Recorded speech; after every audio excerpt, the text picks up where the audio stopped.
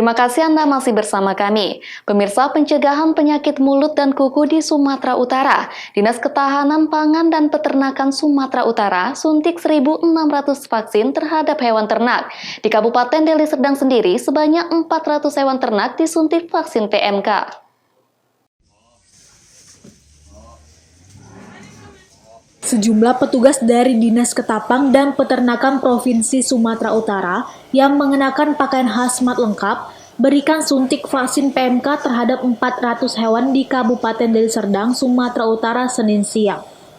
Di Desa Jatikusuma, Namurambe, Deli Serdang sendiri, ada sebanyak 37 sapi perah milik peternak yang divaksin oleh petugas. Dengan menggunakan vaksin Aftoper dan Merial asal Prancis, satu persatu hewan ternak sapi ini pun disuntikan oleh petugas. Petugas sempat kesulitan menyuntikkan vaksin kepada hewan karena hewan sempat melawan dan agresif serta nyaris menyeruduk petugas. Kepala Seksi Obat Dinas Ketapang dan Peternakan Provinsi Sumut, Hendra Sutrisno mengatakan untuk tahap awal, Sumatera Utara mendapatkan sebanyak 1.600 vaksin dan kemudian akan menyusul.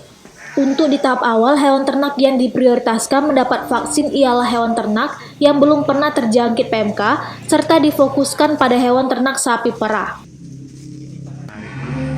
Jadi hari ini kita melakukan vaksinasi di wilayah Kabupaten Deli Serdang.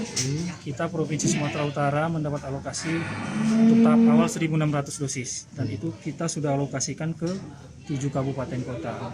Dan untuk target awal ini memang kita prioritaskan ke sapi perah ataupun ke kerbau perah karena tergolong ternak yang cukup rentan terhadap penyakit ini. Kriteria yang divaksin memang dipastikan sapinya harus betul-betul sehat dan memang dari riwayatnya belum pernah terkena penyakit PMK. Itu yang menjadi target vaksinasi kita sekarang.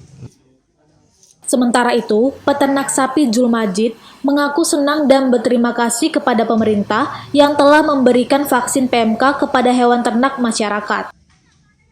Banyak terima kasih pada pemerintah.